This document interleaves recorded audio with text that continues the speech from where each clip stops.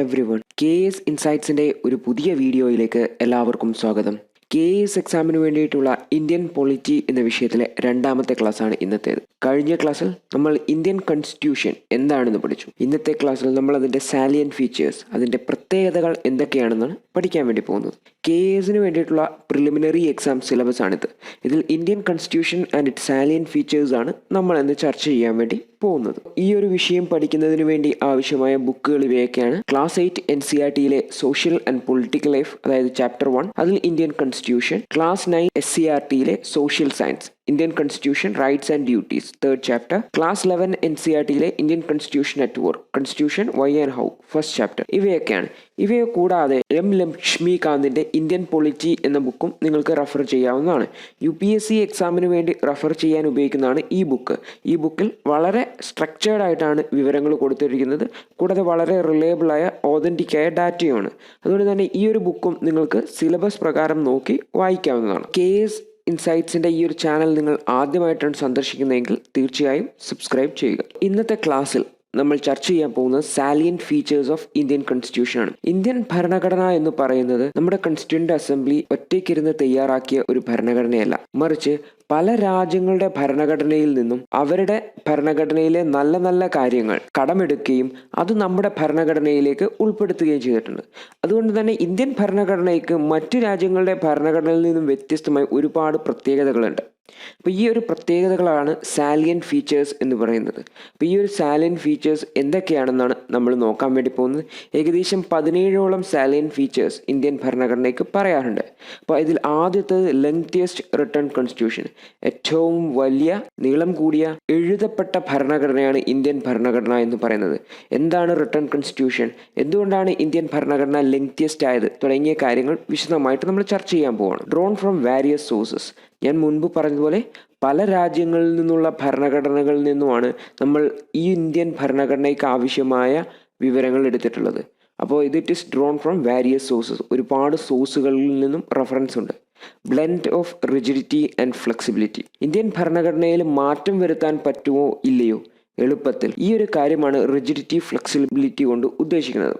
Indian ഭരണഘടന rigid ആണെന്ന് പറഞ്ഞാൽ ഇന്ത്യൻ ഭരണഘടനയിൽ മാറ്റം വരുത്തുക, അമെൻഡ് ചെയ്യുക വളരെ ബുദ്ധിമുട്ടാണ്. എന്നാൽ ഫ്ലെക്സിബിൾ ആണെന്ന് പറഞ്ഞാൽ വളരെ എളുപ്പമാണ്. അപ്പോൾ ഇന്ത്യൻ ഭരണഘടന റിജിഡ് ആണോ ഫ്ലെക്സിബിൾ ആണോ എന്ന കാര്യവും നമ്മൾ ചർച്ച ചെയ്യും. ഫെഡറൽ സിസ്റ്റം വിത്ത് യൂണിറ്ററി ബയാസ്, എന്താണ് ഫെഡറൽ സിസ്റ്റം, എന്താണ് യൂണിറ്ററി സിസ്റ്റം, ഇന്ത്യൻ ഭരണഘടന ഫെഡറൽ സിസ്റ്റമാണോ യൂണിറ്ററി സിസ്റ്റമാണോ എന്നൊക്കെ നമ്മൾ ചർച്ച ചെയ്യും. പാർലമെൻ്ററി ഫോം ഓഫ് ഗവൺമെൻറ്, ഇന്ത്യയിലെ ഭരണം നടത്തുന്നത് പാർലമെൻ്ററി ഫോം ഓഫ് ഗവൺമെൻറ്. നമുക്കറിയാം പാർലമെൻ്റ് ഉണ്ട്, അവിടത്തേക്ക് MPമാരെ കൊണ്ടുവന്നു.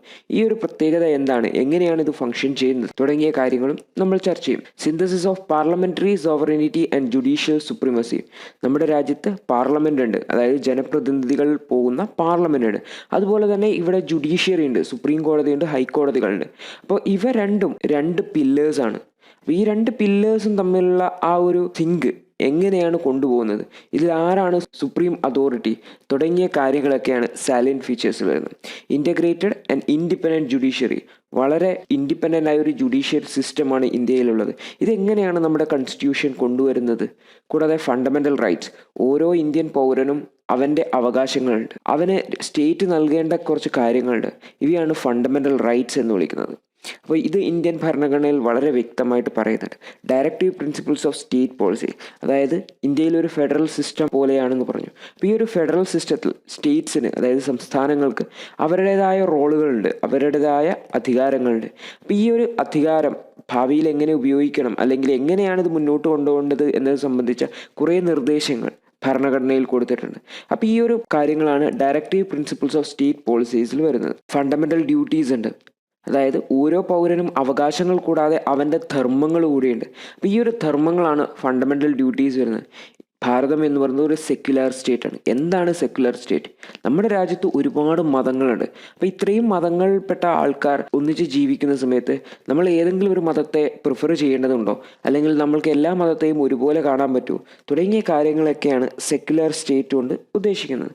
അപ്പോൾ ഇന്ത്യ ഒരു സെക്യുലർ സ്റ്റേറ്റ് ആണെന്ന് നമ്മുടെ പ്രിയാമ്പിളിൽ തന്നെ പറയുന്നുണ്ട്. അതായത് ഇന്ത്യയിൽ ഒരു മതത്തിനും പ്രത്യേക പരിഗണനയില്ല, മറ്റ് എല്ലാ മതങ്ങൾക്കും തുല്യ പരിഗണനയാണ്. യൂണിവേഴ്സൽ അഡൾട്ട് ഫ്രാഞ്ചൈസ്, അതായത് 18 വയസ്സ് കഴിഞ്ഞ എല്ലാ ആൾക്കാർക്കും ഇന്ത്യയിൽ തുല്യ അവകാശമാണുള്ളത്. അപ്പോൾ ഇതൊക്കെയാണ് യൂണിവേഴ്സൽ അഡൾട്ട് ഫ്രാഞ്ചൈസിൽ പറയുന്നത്. സിംഗിൾ സിറ്റിസൺഷിപ്പ്, ഇന്ത്യ ഏക പൗരത്വമാണ്. അതായത് ഒരു ഇന്ത്യക്കാരന് ഒരു രാജ്യത്ത് മാത്രമേ പൗരത്വം ഉണ്ടാവുള്ളൂ.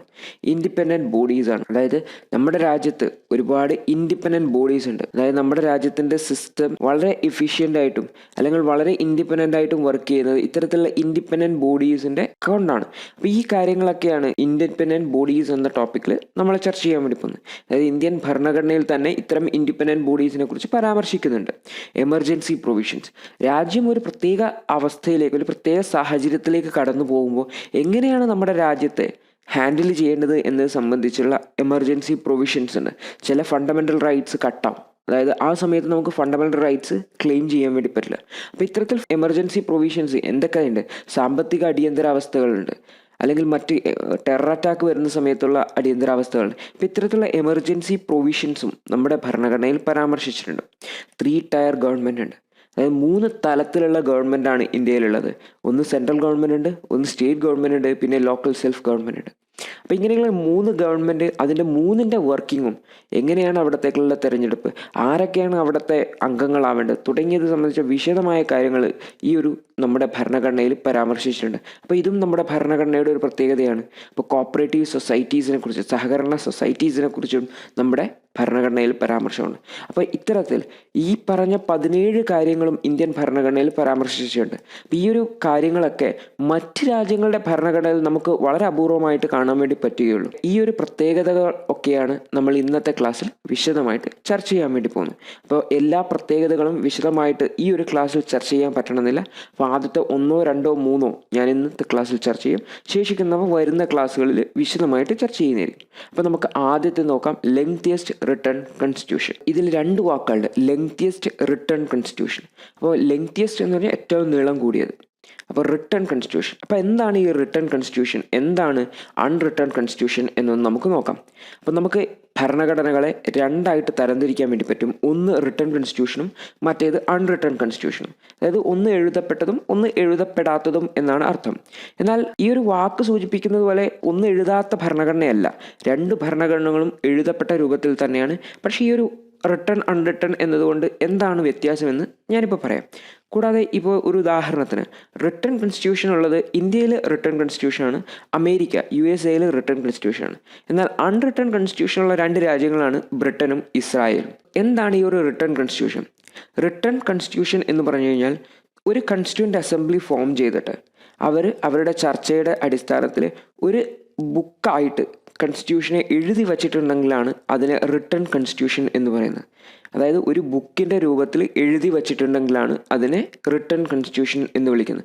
എന്നാൽ അൺറിട്ടൺ കോൺസ്റ്റിറ്റ്യൂഷൻ എന്ന് പറഞ്ഞു കഴിഞ്ഞാൽ അതായത് ഒരു കോൺസ്റ്റിറ്റ്യൂവൻ്റ് അസംബ്ലി അല്ലെങ്കിൽ ഒരു ഭരണഘടന നിർമ്മിക്കുന്നതിന് വേണ്ടി ഒരു സമിതിയെ ഫോം ചെയ്യാതെ, മറിച്ച് കാലാകാലങ്ങളായിട്ട് വരുന്ന ഓരോ നിയമങ്ങൾ അല്ലെങ്കിൽ ഓരോ ആശയങ്ങൾ അല്ലെങ്കിൽ ഓരോ കൺവെൻഷൻസ് അവർ രേഖപ്പെടുത്തി വയ്ക്കുകയും ഇത്തരത്തിലുള്ള രേഖകളെല്ലാം കൂട്ടിവെച്ചതിനെയാണ് അൺറിട്ടൺ കോൺസ്റ്റിറ്റ്യൂഷൻ എന്ന് വിളിക്കുന്നത്. അപ്പോൾ ഈ ഒരു വ്യത്യാസം വളരെ വ്യക്തമായിട്ട് മനസ്സിലായിട്ടുണ്ടാവുമെന്ന് വിചാരിക്കുന്നു. റിട്ടൺ കോൺസ്റ്റിറ്റ്യൂഷൻ എന്ന് പറഞ്ഞു കഴിഞ്ഞാൽ ഒരു കോൺസ്റ്റിറ്റ്യൂവൻ്റ് അസംബ്ലി ഫോം ചെയ്ത് അല്ലെങ്കിൽ ഭരണഘടനാ നിർമ്മാണ സമിതി ഫോം ചെയ്ത് അവരെല്ലാം ഇരുന്ന് ചർച്ച ചെയ്ത് ഒരു ബുക്കിൻ്റെ രൂപത്തിൽ കോൺസ്റ്റിറ്റ്യൂഷനെ എഴുതി വച്ചിട്ടുണ്ടെങ്കിലാണ് അതിനെ റിട്ടൺ കോൺസ്റ്റിറ്റ്യൂഷൻ എന്ന് വിളിക്കുന്നത്. മറിച്ച് ഇങ്ങനെയൊരു കോൺസ്റ്റിറ്റ്യൂവൻ്റ് അസംബ്ലി ഒന്നും ഫോം ചെയ്യാതെ കാലാകാലങ്ങളായിട്ട് പുറപ്പെടുവിക്കുന്ന നിയമങ്ങളും മറ്റുമൊക്കെ കൂട്ടിച്ചേർത്തൊരു ബുക്ക് ഉണ്ടാക്കിയാലാണ് അതിനെ അൺറിട്ടൺ കോൺസ്റ്റിറ്റ്യൂഷൻ എന്ന് വിളിക്കുന്നത്. ഇന്ത്യയിലെ കോൺസ്റ്റിറ്റ്യൂഷൻ എന്ന് പറയുന്നത് റിട്ടൺ കോൺസ്റ്റിറ്റ്യൂഷനാണ്. കാരണം നമ്മളൊരു കോൺസ്റ്റിറ്റ്യൂവൻ്റ് അസംബ്ലി ഫോം ചെയ്തിട്ടുണ്ട്. ഈ ഒരു കോൺസ്റ്റിറ്റ്യൂവൻ്റ് അസംബ്ലിയാണ് ഒരു ബുക്കിൻ്റെ രൂപത്തിൽ നമുക്കൊരു കോൺസ്റ്റിറ്റ്യൂഷൻ ഉണ്ടാക്കിയിരിക്കുന്നത്. അപ്പോൾ ഈ ഒരു റിട്ടൺ കോൺസ്റ്റിറ്റ്യൂഷനും അൺറിട്ടൺ കോൺസ്റ്റിറ്റ്യൂഷനും തമ്മിലുള്ള ഒരു കമ്പാരിസൺ ആണ് ഈ ഒരു വലതു ഭാഗത്തുള്ള ചാർട്ടിൽ കാണിച്ചിരിക്കുന്നത്. റിട്ടൺ കോൺസ്റ്റിറ്റ്യൂഷൻ എന്ന് പറഞ്ഞാൽ is A written in the form of A book or A document. അതായത് ഒരു ബുക്കിൻ്റെ രൂപത്തിൽ നമുക്ക് കോൺസ്റ്റിറ്റ്യൂഷനെ ലഭിക്കും. എന്നാൽ അൺറിട്ടൺ കോൺസ്റ്റിറ്റ്യൂഷൻ എന്ന് പറഞ്ഞാൽ it is not framed as a single document. അതായത് ഒരു ബുക്കല്ല, മറിച്ച് ഒരുപാട് നിയമങ്ങളുടെ കൂട്ടമാണ് അൺറിട്ടൺ കോൺസ്റ്റിറ്റ്യൂഷൻ. ഒരു ഉദാഹരണത്തിന് ഇപ്പോൾ ഒരു ബ്രിട്ടനിലെ കാര്യം പറഞ്ഞു കഴിഞ്ഞാൽ മാഗ്ന കാർട്ട എന്ന് പറയുന്നത് 13-ാം നൂറ്റാണ്ട് AD ഉണ്ടാക്കിയതാണ്. ഈ ഒരു നൂറ്റാണ്ടിൽ ഉണ്ടാക്കിയ നിയമം തന്നെ, മാഗ്ന കാർട്ട എന്ന് പറയുന്ന രാജാവ് ഒപ്പുവെച്ച രേഖ തന്നെ ബ്രിട്ടനിലെ കോൺസ്റ്റിറ്റ്യൂഷൻ്റെ ഭാഗമാണ്. അപ്പോൾ ഇത്തരത്തിൽ ഓരോ കാലാകാലങ്ങളായിട്ട് പുറപ്പെടുവിക്കുന്ന അല്ലെങ്കിൽ ഉണ്ടാക്കുന്ന നിയമങ്ങളൊക്കെ അൺറിട്ടൺ കോൺസ്റ്റിറ്റ്യൂഷൻ്റെ ഭാഗമായിട്ട് മാറും. ഇപ്പോൾ written constitution is made and enacted by a constituent assembly. എന്നാൽ അൺറിട്ടൺ കോൺസ്റ്റിറ്റ്യൂഷൻ എന്ന് പറഞ്ഞാൽ it is a result of gradual process of constitutional evolution.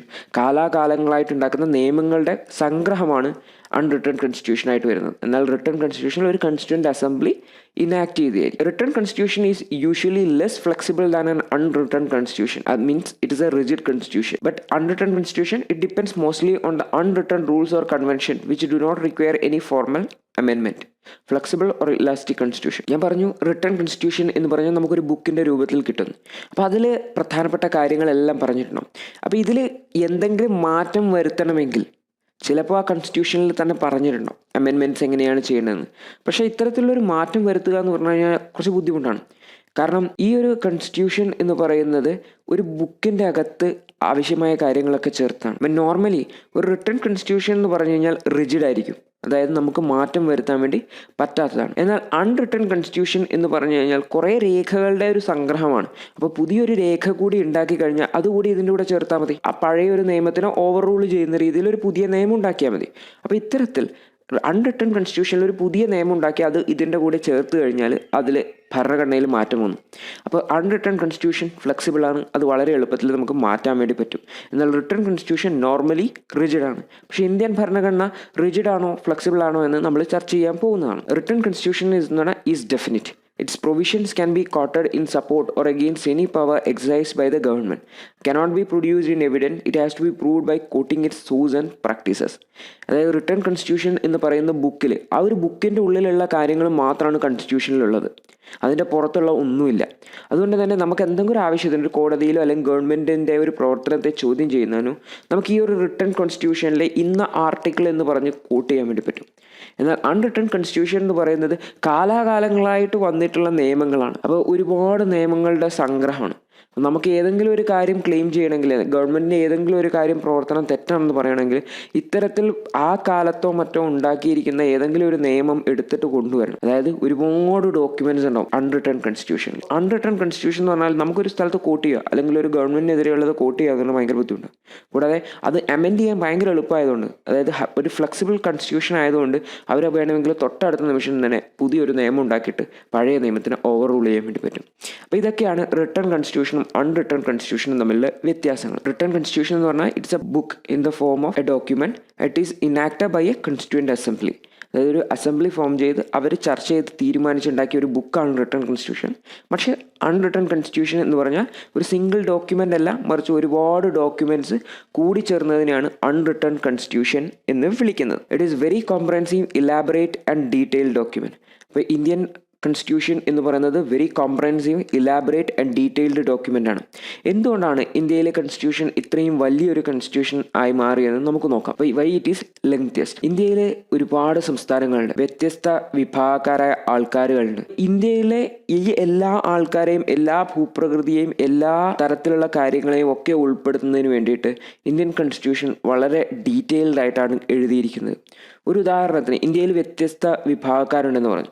അപ്പോൾ അതിലൊരു പ്രത്യേക വിഭാഗക്കാരെ അല്ലെങ്കിൽ ഒരു പ്രത്യേക എക്കണോമിക്കലി അല്ലെങ്കിൽ സോഷ്യലി വീക്കറായ ആൾക്കാരെ ഉൾപ്പെടുത്തുന്നതിന് വേണ്ടിയിട്ടാണ് നമ്മൾ ഷെഡ്യൂൾഡ് കാസ്റ്റ്, ഷെഡ്യൂൾഡ് ട്രൈബ് ലിസ്റ്റൊക്കെ ഉണ്ടാക്കിയിരിക്കുന്നത്. ഇതൊക്കെ ഇന്ത്യൻ കോൺസ്റ്റിറ്റ്യൂഷൻ്റെ ഭാഗമാണ്. അപ്പോൾ ഇന്ത്യയിലെ ജനങ്ങളുടെ പ്രത്യേക വിഭാഗം ജനങ്ങളെ കൂടി കൺസിഡർ ചെയ്യുന്നതിന് വേണ്ടിയിട്ടാണ് ഈ ഒരു ഷെഡ്യൂൾ ഉണ്ടാക്കിയിരിക്കുന്നത്. കൂടാതെ ഇന്ത്യയിലെ ലാംഗ്വേജസ്, അതിനു വേണ്ടി ഒരു ഷെഡ്യൂൾസ് ഉണ്ട്. അപ്പോൾ ഇന്ത്യയിലെ അങ്ങനെ ഓരോ കാര്യങ്ങൾക്ക് വേണ്ടിയിട്ടും. പിന്നെ ഇന്ത്യയിൽ 3 ടയർ ഗവൺമെൻറ് ഉണ്ടെന്ന് പറഞ്ഞു. അതായത് സെൻട്രൽ ഗവൺമെൻറ് ഉണ്ട്, സ്റ്റേറ്റ് ഗവൺമെൻറ് ഉണ്ട്, ലോക്കൽ സെൽഫ് ഗവൺമെൻറ് ഉണ്ട്, അതായത് തദ്ദേശ സ്വയംഭരണ സ്ഥാപനങ്ങളുണ്ട്. അപ്പോൾ ഈ 3 സിസ്റ്റത്തിന് വേണ്ടിയിട്ടും 3 ഭരണത്തിന് വേണ്ടിയിട്ടും വിശദമായിട്ട് എങ്ങനെയാണ് ഇതിൻ്റെ ഇലക്ഷൻ നടക്കുന്നത്, ആർക്കൊക്കെ ഇലക്ഷനിൽ പങ്കെടുക്കാം തുടങ്ങിയ കാര്യങ്ങൾ വളരെ ഡീറ്റെയിൽഡ് ആയിട്ട് ഇന്ത്യൻ കോൺസ്റ്റിറ്റ്യൂഷനിൽ പറയുന്നുണ്ട്. അപ്പോൾ ഇന്ത്യൻ കോൺസ്റ്റിറ്റ്യൂഷൻ എന്ന് പറയുന്നത് വളരെ ഡീറ്റെയിൽഡ് ആയ ഡോക്യുമെൻ്റാണ്. നമുക്ക് ഒരു ക്ലാരിറ്റിക്ക് കുറവുണ്ടാക്കുന്ന തരത്തിലുള്ള ഒന്നും ആ ഒരു കോൺസ്റ്റിറ്റ്യൂഷനിലില്ല. അപ്പോൾ ഇത്രയും ഡീറ്റെയിൽഡ് ആയ ഒരു ഡോക്യുമെൻ്റ് തയ്യാറാക്കിയത് കൊണ്ടാണ് ഇന്ത്യൻ കോൺസ്റ്റിറ്റ്യൂഷൻ വളരെ വലുതായി പോയത്. കൂടാതെ മറ്റ് രാജ്യങ്ങളിൽ നിന്നും നമ്മൾ ഒരുപാട് കാര്യങ്ങൾ കടമെടുത്തിട്ടുണ്ട്. അപ്പോൾ എല്ലാ രാജ്യങ്ങളിൽ നിന്നും നല്ല നല്ല കാര്യങ്ങൾ കടമെടുക്കുന്ന സമയത്ത് കോൺസ്റ്റിറ്റ്യൂഷൻ നോർമലി വലുതായി പോയി. അപ്പോൾ ഇന്ത്യൻ കോൺസ്റ്റിറ്റ്യൂഷനാണ് ഏറ്റവും വലിയ കോൺസ്റ്റിറ്റ്യൂഷൻ, ലെങ്തിയസ്റ്റ് റിട്ടേൺ കോൺസ്റ്റിറ്റ്യൂഷൻ എന്ന് പറയുന്നത് ഇന്ത്യൻ കോൺസ്റ്റിറ്റ്യൂഷനാണ്. അപ്പോൾ ഇതാണ് ഇന്ത്യൻ കോൺസ്റ്റിറ്റ്യൂഷൻ്റെ ഒന്നാമത്തെ പ്രത്യേകത. ഇനി നമുക്ക് രണ്ടാമത്തെ പ്രത്യേകതയിലേക്ക് പോകാം. Drawn from various sources. അതായത് ഇന്ത്യൻ ഭരണഘടന ഒരുപാട് രാജ്യങ്ങളുടെ ഭരണഘടനയിൽ നിന്നും കടമെടുത്തിട്ടുള്ളതാണ്. അപ്പോൾ എന്താണ് ഇങ്ങനെ കടമെടുക്കാനുള്ള ഒരു സാഹചര്യം, എന്തൊക്കെ കാര്യങ്ങളാണ് കടമെടുത്തത്, ഏതൊക്കെ കാര്യങ്ങളാണ് പ്രധാനമായിട്ടും കടമെടുത്തത് തുടങ്ങിയ കാര്യങ്ങളാണ് നമ്മളിപ്പോൾ ചർച്ച ചെയ്യാൻ വേണ്ടി പോകുന്നത്. ഇപ്പോൾ സോഴ്സസ് ഓഫ് ഇന്ത്യൻ കോൺസ്റ്റിറ്റ്യൂഷൻ. അപ്പോൾ ഇത് വളരെ പ്രധാനപ്പെട്ട ഒരു ടോപ്പിക്കാണ്. കാരണം പല പ്രധാനപ്പെട്ട കാര്യങ്ങളും പല രാജ്യങ്ങളിൽ നിന്നുമൊക്കെയാണ് കടമെടുത്തിട്ടുള്ളത്. അപ്പോൾ ഈ കാര്യങ്ങളൊക്കെ PSC പരീക്ഷകൾക്കും മറ്റും ചോദിക്കാറുണ്ട്. ഒന്ന് ശ്രദ്ധിച്ച് കേൾക്കുക. നമുക്ക് ആദ്യം തന്നെ എന്തുകൊണ്ടാണ് ഇങ്ങനെ കടമെടുക്കാനുള്ള ഒരു സാഹചര്യം ഉണ്ടായത് എന്ന് നോക്കാം. അതായത് ബ്രിട്ടീഷുകാർ ക്യാബിനറ്റ് മിഷൻ്റെ പ്ലാനിൻ്റെ ഭാഗമായിട്ടാണ് ഇന്ത്യയിൽ ഒരു കോൺസ്റ്റിറ്റ്യൂവൻ്റ് അസംബ്ലി ഫോം ചെയ്തത്. എന്നാൽ ഈ ഒരു കോൺസ്റ്റിറ്റ്യൂവൻ്റ് അസംബ്ലി ഫോം ചെയ്തിട്ട് അവരോടൊരു ഭരണഘടന തയ്യാറാക്കാൻ പറഞ്ഞപ്പോൾ നമ്മൾക്കൊരു റെഫറൻസ് വേണമെന്ന് ഞാൻ കഴിഞ്ഞ ക്ലാസ്സിൽ തന്നെ പറഞ്ഞിരുന്നു. ഇന്ത്യൻ കോൺസ്റ്റിറ്റ്യൂവൻ്റ് അസംബ്ലി ഒരു റെഫറൻസ് ആയിട്ട് എടുത്തത് 1935 ഗവൺമെൻറ് ഓഫ് ഇന്ത്യ ആക്ട് ആയിരുന്നു. The constitution of India has borrowed most of its provision from the constitutions of various other countries as well as from the government of India act 1935. അപ്പോൾ ഈ ഒരു 1935 reference ആക്കിയിട്ടാണ് Indian constituent assembly work start ചെയ്തത്. അതുപോലെ തന്നെ structural part of the constitution, അതായത് constitution എങ്ങനെയാണ് എന്നുള്ളതിൻ്റെ ഒരു സ്ട്രക്ചറൽ പാർട്ട് വരുന്നത് ഈ ഒരു ഗവൺമെൻറ് ഓഫ് ഇന്ത്യ ആക്ട് 1935 നിന്നാണ്. അപ്പോൾ ഈ ഒരു പോയിന്റ് നോട്ട് ചെയ്യണം. The structural part of the constitution is taken from government of India act 1935. കൂടാതെ more than half of the provisions of constitutions are identical or bear a close resemblance to the Act of 1935. അപ്പോൾ Indian ഭരണഘടനയുടെ main source എന്ന് പറയുന്നത് government of India act 1935 ആണ്. ഇത് ഒരു ചോദ്യമായിട്ട് പല പരീക്ഷകളിലും വരാറുണ്ട്. ഗവൺമെൻറ് ഓഫ് ഇന്ത്യ ആക്ട് 1935 ഒന്ന് ഓർത്തു വെക്കണം. ഇനി നമുക്ക് എന്തൊക്കെ കാര്യങ്ങളാണ് ഏതൊക്കെ രാജ്യങ്ങളിൽ നിന്നും കടമെടുത്തത് എന്ന് നോക്കാം. അതായത് Indian constituent assembly constitution form ചെയ്യുന്ന സമയത്ത് എല്ലാ രാജ്യങ്ങളുടെ ഭരണഘടനയിലേക്കും ഒരു നോട്ടം നോക്കി. അപ്പോൾ ഓരോ രാജ്യത്തു നിന്നും നല്ല നല്ല കാര്യങ്ങൾ കടമെടുക്കുകയും അത് ഇന്ത്യൻ ഭരണഘടനയിൽ ഉൾപ്പെടുത്തുകയും ചെയ്തു. അതുകൊണ്ട് തന്നെ ഇന്ത്യൻ ഭരണഘടന വളരെ ലെങ്തി ആയിപ്പോയി, പക്ഷേ വളരെ ക്ലാരിറ്റിയുള്ള ഒരു ഭരണഘടനയായി മാറി. കാരണം എല്ലാ കാര്യങ്ങളും ഭരണഘടനയിൽ പറഞ്ഞിട്ടുണ്ട്. നമ്മൾ ഭരണഘടനയ്ക്ക് പുറത്തേക്ക് നോക്കേണ്ട ആവശ്യം തന്നെ വരുന്നില്ല. അതുകൊണ്ട് തന്നെ അമെൻമെൻറ്റ്സ്, വളരെ വിശദമായ അമെൻമെൻറ്റ്സ് വളരെ കുറച്ച് മാത്രമേ ഇന്ത്യൻ ഭരണഘടനയിൽ മാറ്റേണ്ടതായിട്ട് വന്നിട്ടുള്ളൂ. ഒന്ന് ലോക്കൽ സെൽഫ് ഗവൺമെൻറ് ആണ് വളരെ മേജർ ആയിട്ടുള്ള ഒരു അമെൻമെൻറ്റ്. അപ്പം നമുക്ക് എന്തൊക്കെയാണ് ഏതൊക്കെ രാജ്യങ്ങളിൽ നിന്നാണ് കടമെടുത്തത് എന്നൊന്ന് പരിശോധിച്ച് നോക്കാം. അപ്പോൾ ആദ്യം തന്നെ ദ സ്ട്രക്ചറൽ പാർട്ട് എടുത്തിരിക്കുന്നത് ഗവൺമെൻറ് ഓഫ് ഇന്ത്യ ആക്ട് 1935 നിന്നാണെന്ന് പറഞ്ഞു. ഫെഡറൽ പ്രൊവിഷൻസ്, അതായത് ഇന്ത്യൻ ഭരണഘടന ഒരു ഫെഡറൽ ടൈപ്പ് ഗവൺമെൻറ്റിനെയാണ് നമുക്ക് വിഭാവനം ചെയ്യുന്നത്. പക്ഷേ പൂർണ്ണമായിട്ടും ഫെഡറൽ അല്ല. എങ്കിലും ഈ ഒരു federal concept, federal provisions in government of India act 1935 പറഞ്ഞിട്ടുണ്ടായിരുന്നു. അപ്പോൾ അതെടുത്തത് ഗവൺമെൻറ് ഓഫ് ഇന്ത്യ ആക്ട് 1935. എന്നാൽ ഫെഡറൽ സിസ്റ്റം എന്ന് പറയുന്നത് മറ്റൊരു രാജ്യത്തിൽ നിന്നാണ് എടുത്തിട്ടുള്ളത്. അത് നമ്മൾ പറയാം. അപ്പോൾ federal provisions, office of the governor, ഗവർണറുടെ ഓഫീസിനെ സംബന്ധിച്ച കാര്യങ്ങൾ ഈ ഒരു ഗവൺമെൻറ് ഓഫ് ഇന്ത്യ ആക്ട് 1935 നിന്നാണ് എടുത്തിട്ടുള്ളത്. ജുഡീഷ്യറിയെ സംബന്ധിച്ച, പബ്ലിക് സർവീസ് കമ്മീഷനെ സംബന്ധിച്ച emergency provisions and administrative details R adopted from the government of India act 1935. അപ്പോൾ ഈ നിന്ന കാര്യങ്ങളൊക്കെ വേണമെന്ന് നമ്മൾ ഗവൺമെൻറ് ഓഫ് ഇന്ത്യ ആക്ട് 1935 നിന്നാണ് പറഞ്ഞുള്ളൂ. Federal provision, office of the governor, judiciary, public service commission, emergency provisions, administrative details R adopted from the government of India act 1935. ഇനി നമുക്ക് ഓരോ രാജ്യങ്ങളിൽ നിന്നും കടമെടുത്ത കാര്യങ്ങൾ എന്തൊക്കെയാണെന്ന് നോക്കാം. ചില കാര്യങ്ങൾ പ്രധാനപ്പെട്ടതാണ്, അവ ഞാൻ ഒന്നുകൂടി പറയും. അപ്പോൾ ആ സമയത്ത് അതൊന്ന് ഓർത്തു വെക്കണം. ആദ്യത്തേത് ബ്രിട്ടനിൽ നിന്നും, അതായത് നമ്മൾ ഇന്ത്യ ഭരിച്ചുകൊണ്ടിരുന്നത് ആ സമയത്ത് ബ്രിട്ടനായിരുന്നു. അപ്പോൾ ഈ ബ്രിട്ടനിൽ നിന്നും എന്തൊക്കെ കാര്യങ്ങളാണ് കടമെടുത്തതെന്ന് നോക്കാം. ബ്രിട്ടനിലാണ് പാർലമെൻ്ററി സിസ്റ്റം ഓഫ് ഗവൺമെൻറ് കടന്നുപോയിക്കൊണ്ടിരുന്നത്.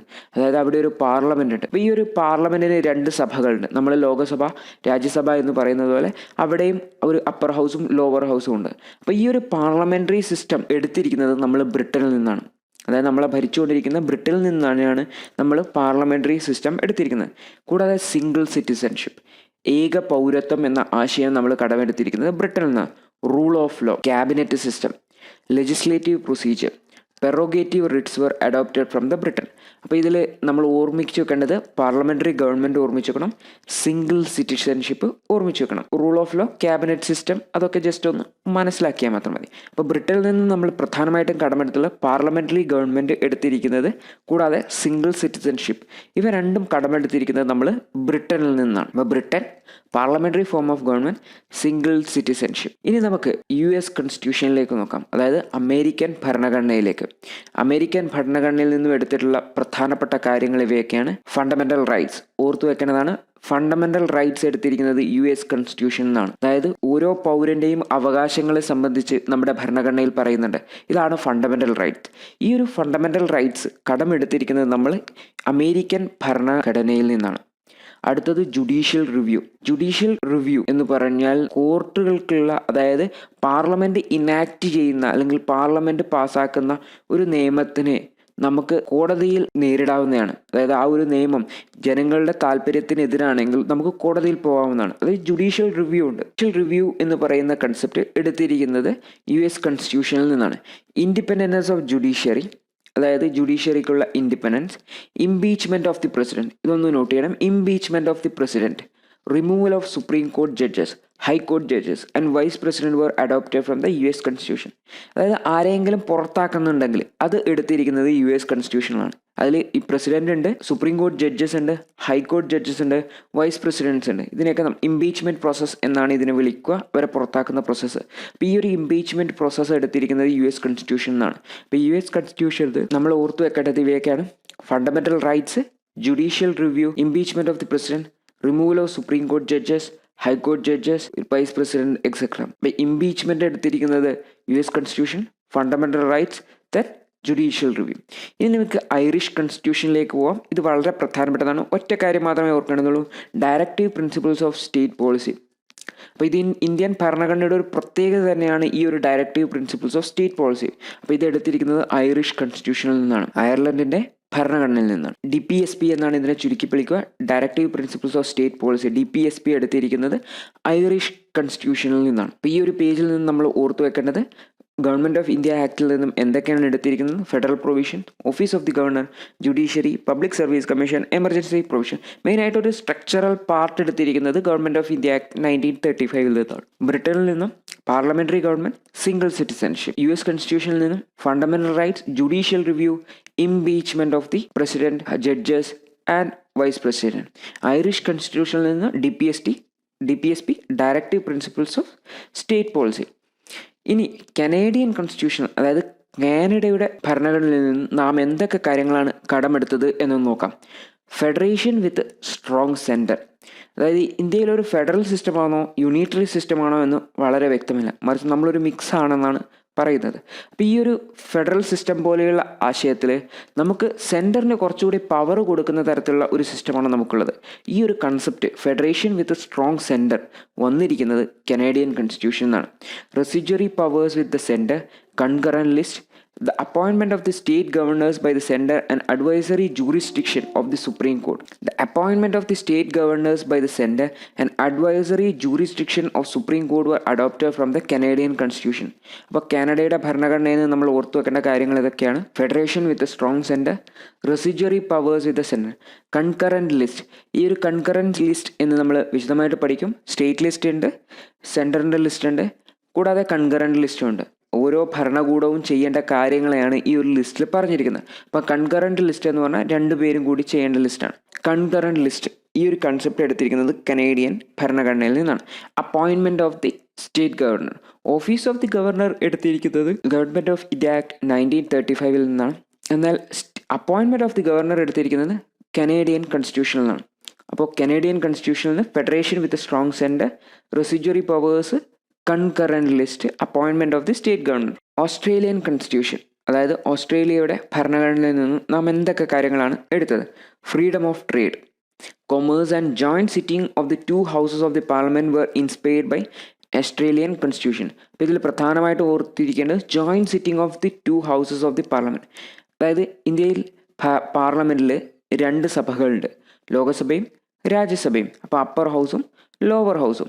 അപ്പോൾ ഈ 2 ഹൗസസും ഒന്നിച്ചിരുന്ന് തീരുമാനം എടുക്കുന്ന ആ ഒരു സിസ്റ്റം ചില പ്രത്യേക സന്ദർഭങ്ങളിൽ ഇത്തരത്തിൽ നടത്താറുണ്ട്. ഈ ഒരു കൺസെപ്റ്റ് എടുത്തിരിക്കുന്നത് ഓസ്ട്രേലിയൻ കോൺസ്റ്റിറ്റ്യൂഷനിൽ നിന്നാണ്. അപ്പോൾ ഈ ഓസ്ട്രേലിയൻ കോൺസ്റ്റിറ്റ്യൂഷന് ജോയിൻറ്റ് സിറ്റിംഗ് ഓഫ് 2 ഹൗസസ് എന്ന് മാത്രം ഓർത്താൽ മതിയാവും. അടുത്തത് വെയ്മർ കോൺസ്റ്റിറ്റ്യൂഷനാണ്, അല്ലെങ്കിൽ ജർമ്മനിയിലെ കോൺസ്റ്റിറ്റ്യൂഷനാണ്. അപ്പോൾ ഇതിലെ suspension of fundamental rights during emergency, അതായത് ഞാൻ നേരത്തെ പറഞ്ഞു നമ്മുടെ രാജ്യം ഒരു പ്രത്യേക സാഹചര്യത്തിലൂടെ കടന്നു പോകുന്ന സമയത്ത് സെൻട്രൽ ഗവൺമെൻറ് രാഷ്ട്രപതിക്ക് അല്ലെങ്കിൽ പ്രസിഡന്റിന് റെക്കമെൻഡ് ചെയ്യുകയും പ്രസിഡന്റ് ഇന്ത്യയിൽ എമർജൻസി പ്രൊവിഷൻസ് ഡിക്ലെയർ ചെയ്യുകയും ചെയ്യും. അപ്പോൾ ഈ ഒരു സമയത്ത് നമുക്ക് നമ്മുടെ സ്റ്റേറ്റ് നൽകുന്ന ഫണ്ടമെൻ്റൽ റൈറ്റ്സിൽ ചിലത് ലഭിക്കുകയില്ല. അപ്പോൾ ഈ ഒരു സസ്പെൻഷൻ ഓഫ് ഫണ്ടമെൻ്റൽ റൈറ്റ്സ് എടുത്തിരിക്കുന്നത് ജർമ്മനിയിൽ നിന്നാണ്. അപ്പം നമ്മൾ ഈ ഒരു പേജിൽ നിന്നും ഓർത്തു വയ്ക്കേണ്ടത് ഐറിഷ് കോൺസ്റ്റിറ്റ്യൂഷൻ, അത് കഴിഞ്ഞ പേജിൽ വന്നതാണ് DPSP. കനേഡിയൻ കോൺസ്റ്റിറ്റ്യൂഷൻ എന്നുള്ളത് federation with strong centre, concurrent list, appointment of the state governor. Australian കോൺസ്റ്റിറ്റ്യൂഷനിൽ നിന്ന് ജോയിൻറ്റ് സിറ്റിംഗ് ഓഫ് 2 ഹൗസസ്. ജർമ്മനിയുടെ കോൺസ്റ്റിറ്റ്യൂഷനിൽ നിന്നും suspension of fundamental rights during emergency. ഇപ്പോൾ ഹിറ്റ്ലറെ ഒന്ന് ഓർത്താൽ മതി. ഹിറ്റ്ലർ എല്ലാവരും അടക്കി പിടിച്ച് ഇരുത്തുന്ന ഒരാളായിരുന്നു, ആർക്കും സംസാരിക്കാനൊന്നും പറ്റില്ല.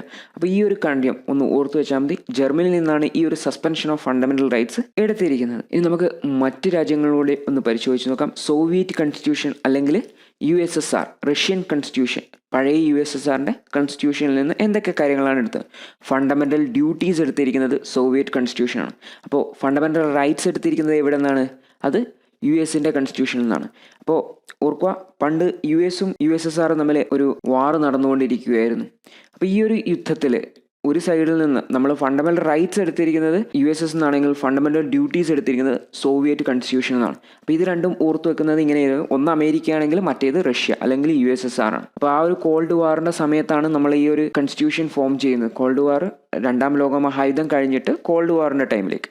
അപ്പോൾ അതൊന്ന് ഓർത്ത് വെച്ചാൽ മതി. ഫണ്ടമെൻ്റൽ റൈറ്റ്സ് എടുത്തിരിക്കുന്നത് US എന്നാണെങ്കിൽ USSR എന്നാണ്. ഓപ്പോസിറ്റുള്ള സോവിയറ്റ് യൂണിയനിൽ നിന്നാണ് ഫണ്ടമെൻ്റൽ ഡ്യൂട്ടീസ് എടുത്തിരിക്കുന്നത്. Ideal of justice in the preamble were a model of the constitution in the USSR.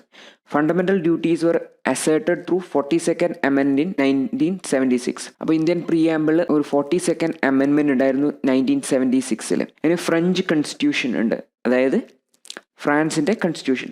Republic and ideals of liberty, equality and fraternity in the preamble were adopted from the French constitution. French വിപ്ലവത്തിൻ്റെ സമയത്താണ് ഈ ഒരു liberty, equality, fraternity തുടങ്ങിയ ആശയങ്ങളൊക്കെ കടന്നു വരുന്നത്.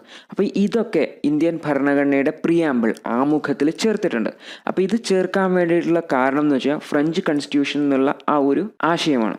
അപ്പോൾ French കോൺസ്റ്റിറ്റ്യൂഷനിലാണ് ഈ liberty, equality, fraternity തുടങ്ങിയ ആശയങ്ങൾ വരുന്നത്. അപ്പോൾ അതൊന്ന് ഓർമ്മിച്ചാൽ മതി. അപ്പോൾ republic and ideals of liberty, equality and fraternity ഇവ മൂന്നും എടുത്തിരിക്കുന്നത് ഫ്രഞ്ച് കോൺസ്റ്റിറ്റ്യൂഷനിൽ നിന്നാണ്. അപ്പോൾ സോവിയറ്റ് കോൺസ്റ്റിറ്റ്യൂഷനിൽ നിന്ന് എടുത്തിരിക്കുന്നത് ഫണ്ടമെൻ്റൽ ഡ്യൂട്ടീസ് ആണ്. ഫ്രഞ്ച് കോൺസ്റ്റിറ്റ്യൂഷനിൽ നിന്ന് എടുത്തിരിക്കുന്നത് നമ്മുടെ റിപ്പബ്ലിക്, ലിബർട്ടി, ഇക്വാലിറ്റി തുടങ്ങിയ ആശയങ്ങളാണ്. ഇത് നമ്മുടെ പ്രിയാമ്പിളിൽ ഉൾപ്പെടുത്തിയിട്ടുണ്ട്. സൗത്ത് ആഫ്രിക്കൻ കോൺസ്റ്റിറ്റ്യൂഷനിൽ നിന്നും നമ്മൾ എടുത്തിരുന്ന procedure for amendment to the constitution, അതായത് ഭരണഘടനയിൽ മാറ്റം വരുത്താനുള്ള കൺസെപ്റ്റ് എടുത്തിരിക്കുന്നത് സൗത്ത് ആഫ്രിക്കൻ കോൺസ്റ്റിറ്റ്യൂഷനിലാണ്.